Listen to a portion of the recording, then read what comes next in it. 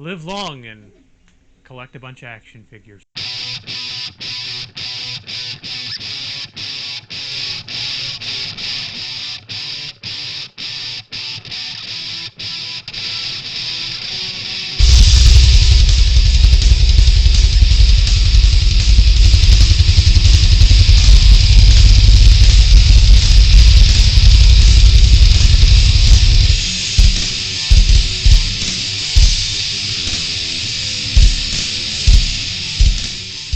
What's up, Internet? Jay here with Nerd Rage Against the Machine, and today we're going to be talking about Mego, specifically the Mego Star Trek line. Before I get started, though, the mic is a new mic, a different mic, and I am running my 3D printer, so if you hear some weird noises, let me know. I'm kind of still trying to figure out the best way of doing my sound to make it so that everyone hears it better. I know I've had some comments in the past about that, so I wanted to get that out in the open first. Now, back into this line, though. Mego, this line, honestly, I would say the Mego Star Trek line is as easily iconic to the Star Trek community as the 3 3/4 inch Star Wars figures are to the Star Wars community.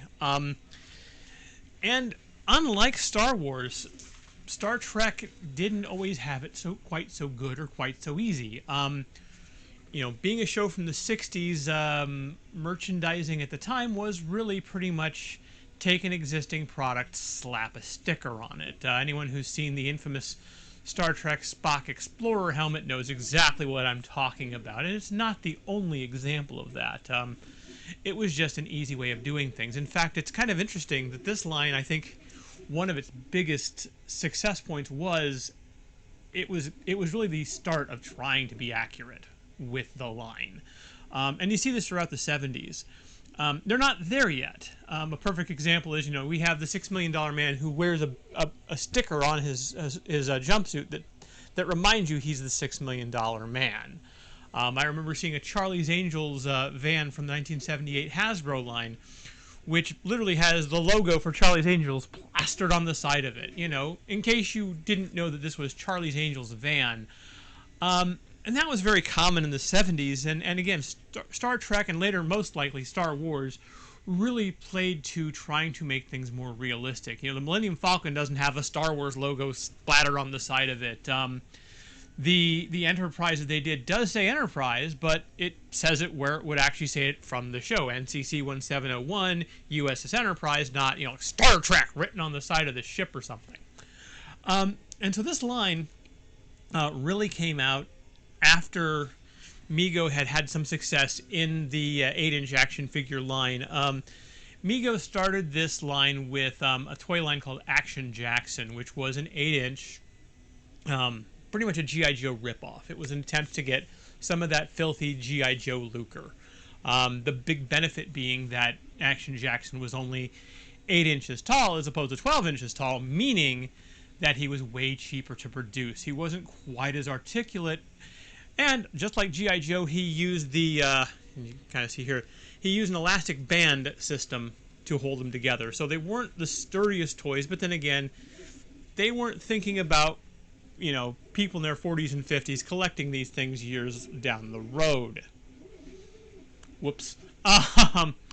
Saying that, the line really started about the same time as the animated series took off. And I think you can really see that in the line. A good example, in my opinion, is the Klingon. If you've seen the more modern Klingons that Mego has started to produce, they look a lot more show accurate, whereas this guy looks more like the cartoon with the tunic, the 2 buttons up here. It very much looks more like the animated series than it did the show. And this is also true with now Mego has started releasing figures nowadays. So if you look at, for example, this is the new Scotty, and the sculpt on this is the spitting image of James Doohan, whereas the original Scotty looked okay. Don't get me wrong, but he's not. I mean, he's a good representation, but he misses all the lines and character features that the James Doohan, the more recent James Doohan figure would do. And again, this line was not perfect, especially when it came to the aliens. This is a perfect example since he fell in. I'm going to grab him ahead of time. This is the Mugatu. Now, if anyone remembers the episode of Private Little War, The Mugatu was basically a big white ape with a horn on its head, which, granted, was a cheap and cheesy alien to start with, but Mego, in an attempt again to cut costs, took the Cochise outfit from their Wild West line, the feet from their Wizard of Oz line, hands from the Apes line, and made a new head. Otherwise, this is basically an amalgam of like 3 other figures, and it is a ridiculous looking alien, but there is some charm to that. Another example of that kind of toy charm, I think, is the fact that in the original line specifically, all the characters had a blue phaser and a blue communicator. And a few of them even had the tricorder. But really, the phasers are all blue, the tricorder or the communicators are all blue. Unless you're a bad guy, then they're swapped out with red. So again, a villain character would have a red communicator and a red phaser. And you can see in the new line where they've started to really adapt that. The newer Klingons have their actual disruptors. These are the new TNG figures that have come out, and as you can see, here, I'm just going to pull up data for a second. He's actually carrying a black Cobra-style Star Trek Federation phaser, so it does look more like the TNG phaser. Also, you know, they've started silk screening the communicators on, or the badges on, as opposed to a sticker, which was again more common in the 70s era. They've also started doing the movie outfits. Again, they have phasers that are with them. This is actually, speaking of the aliens, this is one of the newer aliens. This is the Salt Vampire, the M113 creature. And again, they've made this thing look as show accurate as possible. It is, again, the same Mego body, but he's in a fur bodysuit that looks the same. The tarp looks correct, and even, you know, they went through and put new hands on it and a new face sculpt. So it does look eerily like the one from the show, as opposed to most of the aliens in the original series. The other thing that Mego started doing recently, and this was something they didn't do at the time, because again, this line was meant for kids, not collectors. Star Wars kind of did this first, really, was the the multiple versions. You know, Luke as a Jedi, Luke in his Hoth outfit. Well, and they've started doing more of that now with Mego, now that they've come back into the limelight. An example of that is that we have, you know, Kirk, we have the Mirror Universe Kirk, Spock, Sulu, and Uhura. We also have, of course, the Wrath of Khan movie era. One thing this line didn't do in either incarnation was new uniform sets, which is kind of a shame, but it's understandable. Again, Mego got the idea for this from G.I. Joe, and G.I. Joe was on that razor blade, razor mentality. You know, the idea is you buy the figure, you know, you buy your single G.I. Joe, and then he's your avatar, and you put him in the Frogman uniform, you put him in the mountain alpine gear, you put him in the desert gear, what have you. And with Star Trek, you know, and again, with these licensed figures, that was less likely the understanding. Because again, very rarely did these characters go into different uniforms. And when they did, it was a pretty minor thing. So you would always have the most licensed or most marketable version of that figure. You would always just have Scotty in his traditional red uniform, with a red shirt with black pants uniform. Same with the rest of the crew. They didn't really make new additions. And again, if the line had survived longer, and again, a lot of this was, you know, waning interest in Star Trek, and of course the rise of Star Wars as a medium, or as a property, that kind of made this line shrivel and die at that time. That and Mego had other irons in the fire that they were more worried about.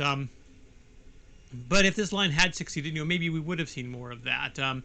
I know that there has been talk about, you know, vehicles that were unproduced, as well as a secondary bridge or an extra bridge. This is a bridge playset. Now, full disclosure here, everything you're seeing here is either a Diamond Select reproduction or is from the new Mego lines. That's because I'm a collector, but I'm not an obsessive for the vintage stuff. And again, even these figures have had some wear and tear due to age. I've had to restring Chekhov a couple times, which is something that's kind of sad that, you know, it happens, but it is the way it is. I know that Mego is now working on a bandless body, as they're calling it, one that doesn't have that rubber band in it. And Restringing them is not hard. It's probably way easier to restring a Mego than it is a G.I. Joe. But, and I know that there are plenty of great videos out there that show you how to do it. But again, it is something that is a problem with this line. And also, you know, why am I spending $100 for a piece of degrading plastic when I could spend $20 for one that's at least new? So yeah, this line is not, you know, what I've got here, street value, is not, you know, an eBay fortune. It's more like a decent amount of figures and a decent, you know, probably, you know, other than new demand, I probably wouldn't get, you know, a couple thousand out of what I've got here. And this is, again, my personal collection, and it's something I've always loved. I'm, you know, if you've watched the channel for any length of time, you know I'm a Trek fan. I am definitely Star Trek over Star Wars. Again, not that I hate Star Wars, don't get that impression, but, you know, I am definitely more the Star Trek over Star Wars. And honestly, I think that with Mego's return to the fold, it's great to see them expanding. I would love to see more of it, honestly. Things I would love to see would include, you know, doing some accessory packs. I would love to see uniform packs.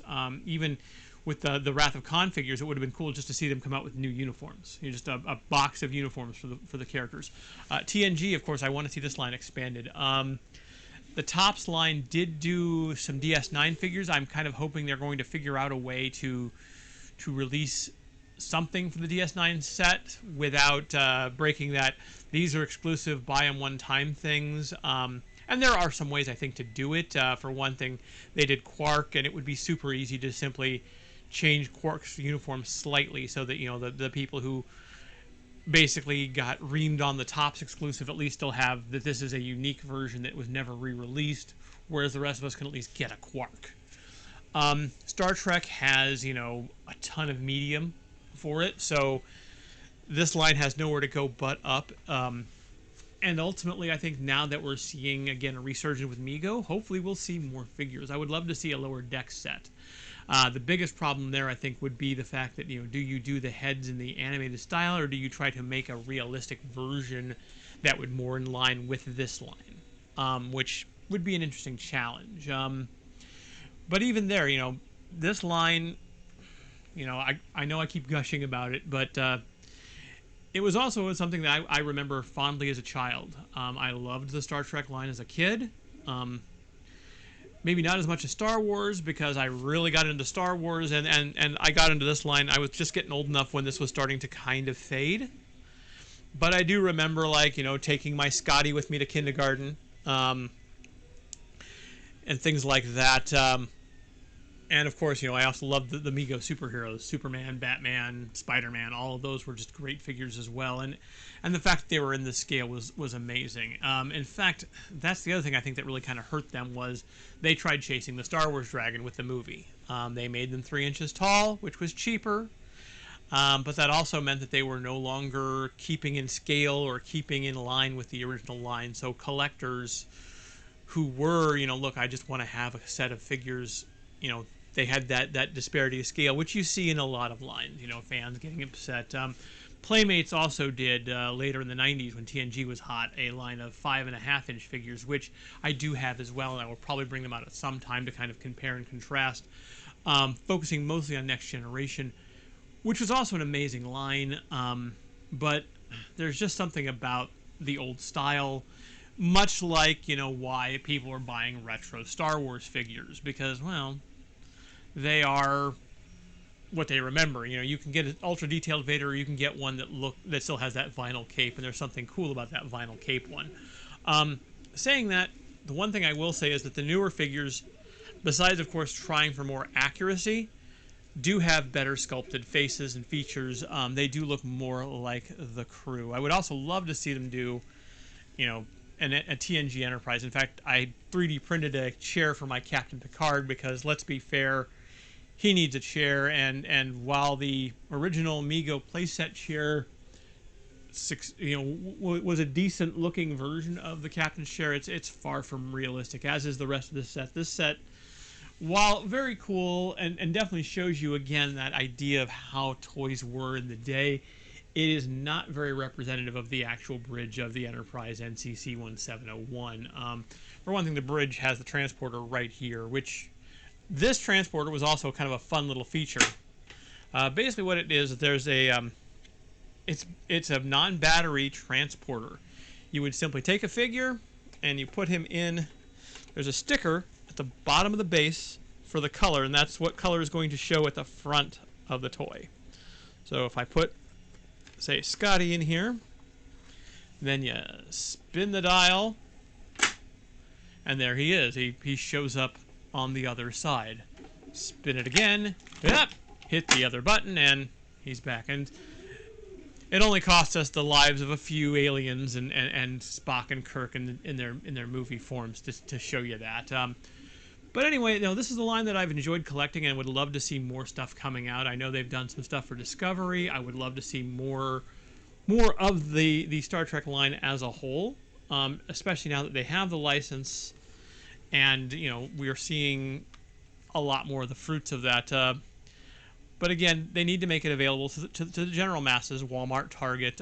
This year, Mego is doing a year of fright or something like that with Walmart, where they're going to start doing original window box figures, which look amazing. Don't get me wrong, but they're the horror stuff, and I'm okay with horror. But like I said before, Star Trek is genuinely my jam, and so therefore, I am looking forward to seeing more Star Trek stuff coming out. So in the meantime, I'm just going to stop trying.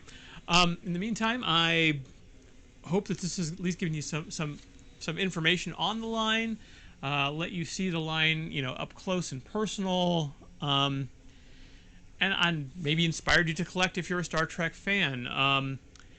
If you have questions, comments, concerns, or want to talk Star Trek and Star Trek Mego, feel free to hit me up in the comments below. In the meantime, I bid you adieu and happy collecting.